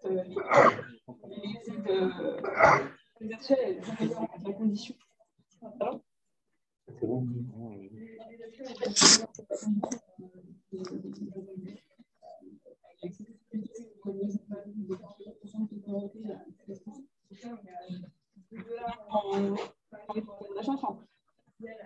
La question est mais est-ce que $1,89 ou $2, je ne sais pas en fait quelle est la. Est-ce que en fait, est-ce que les gens paient son impôt avec quel en fait, quel est l'impact sur les individus, notamment en fait avec le caractère système de ces aides. Il y a une question de la population qui a moins de chance en fait, d'être victime de l'homicide et de l'oppression en fait, policière. Et également en fait, une personne qui a moins de chance en fait, d'être entre guillemets victime et de connaître en fait, la domination, de devoir en fait, recevoir des aides sociales. Et du coup, de connaître en fait, cette violence, aussi ce risque de surmortalité. Du coup, voilà, c'était un peu ma question, parce que du coup, on ne pourrait pas considérer les aides sociales comme aussi un vecteur d'oppression sociale qui permet de maintenir ce cadre favorable au de la même manière que la violence policière, avec une utilisation un peu systématique des aides sociales, comme une forme de violence, maintien en fait, de la violence et de ce système militaire. Alors, donc, je le dis pour ceux qui n'ont pas entendu, Laura a posé une très longue question. En fait, il n'y a eu qu'une seule question là. Et Mariana va résumer la question sur la violence sociale et le rôle des aides sociales dans la violence sociale en répondant à la question. D'accord. Bon, merci Laura. La réponse est oui. Non, la réponse est oui, mais alors, C'est intéressant parce que quand tu écoutes, je pensais sur la différence d'espérance de vie au Brésil. Et c'est vrai que même quand on passe tous les changements que nous avons eu dans termes des politiques sociales entre 2003 et 2014, c'est vrai qu'il y a un décalage d'espérance de vie, on dit. Oui. Le décalage d'espérance de vie, c'est le même. C'est-à-dire que nous avons dans une ville comme São Paulo, et je parle sur une ville, hein, je peux parler sur les pays, hein, le Brésil c'est un pays géant, mais si je parle sur la ville de São Paulo, nous avons des différences d'espérance de vie qui sont assez incroyables. Ça dépend de la région qui vous habite, mais ça ne dit rien. Hein. Ça dépend de la condition de travail, ça dépend de la condition de la sanitaire, ça dépend de la condition d'avoir accès à les systèmes de soins, ça dépend de la violence de la police. Alors, c'est vrai que les changements, et ça, c'est une grande discussion au Brésil, hein, les changements que nous avons, dans les politiques sociales entre 2003 et 2014, une grande part de ces changements ont été en fait des politiques sociales qui ont aidé de mettre des gens plus forts dans le capitalisme. Ils sont des aides sociales qui ont aidé pour des gens d'avoir un petit plus d'argent, qui ont aidé des gens à avoir accès à les crédits bancaires. Et ça, c'est assez important, hein, parce qu'au Brésil, quand on parle sur les débuts des années 2000, la moitié de la population brésilienne a été considérée comme une population qui n'était pas bancarisée. Alors, une contrepartie de l'inclusion sociale, une contrepartie de l'aide sociale a été un fort processus de bancarisation de la population brésilienne. Alors, ça, c'était une question importante quand on parle sur l'inclusion économique, et ça, pas seulement sur l'inclusion sociale. Alors, dans la perspective capitaliste, c'est vrai que nous avons des changements assez importants pour l'accumulation de capital, mais pas des changements qui sont vraiment importants quand on passe sur la liaison entre des politiques sociales et la violence. Un autre exemple que je pense est assez important, c'est par exemple de la diminution de la pauvreté. Hein. Quand je dis que nous avons passé pour une réduction de la pauvreté, de l'état de pauvreté de 40% pour 13% après 20-25 ans, la vérité, c'est que si on fait la même comparaison entre 2014 et maintenant, toutes les gains que nous avons eu dans le temps de réduction de la pauvreté sont presque mortes. C'est-à-dire qu'aujourd'hui, au Brésil, nous avons presque 30% des taux de pauvreté. Nous avons maintenant au Brésil 35 millions de gens qui sont enfants, qui ne sont pas capables de manger, ils n'avons pas la nourriture. Et nous avons 40% de la population brésilienne à ce moment-là qui ne faisaient pas trois repas par jour. C'est-à-dire que les aides sociales, ils sont assez limitées au Brésil et assez liées avec ces structures d'exclusion et de violence qui, dans les moments où les circonstances économiques ne sont pas favorables, dans les moments où nous avons crise économique, c'est assez facile de perdre ces gains sociaux. Alors, c'est bien qu'il y ait un peu lié avec les gouvernements actuels, hein, mais franchement, ce n'est pas seulement une question d'avoir maintenant au Brésil un gouvernement, c'est horrible. C'est horrible, hein, ça c'est sûr. Mais c'est une question plutôt structurelle qu'un seul gouvernement. Dans ce sens, oui, l'aide sociale, ils ne sont pas seulement limités, mais ils sont partis, et pas forcément en contrepartie, hein, ils sont partis d'une structure d'exclusion et de violence. Ouais, OK. Alors, merci beaucoup. On va arrêter là. Donc, merci à tous les participants. Merci particulièrement à Mariana pour son exposé et la discussion. Donc, c'était la dernière séance de l'année du séminaire État prédateur et nous vous donnons rendez-vous à la rentrée en octobre pour une nouvelle série d'aventures et de séminaires. Merci beaucoup. Merci à tous. Merci pour les commentaires. Merci. Et merci à Jonathan et Sarah qui ont géré la technique et c'est pas facile. Merci bien, Jonathan.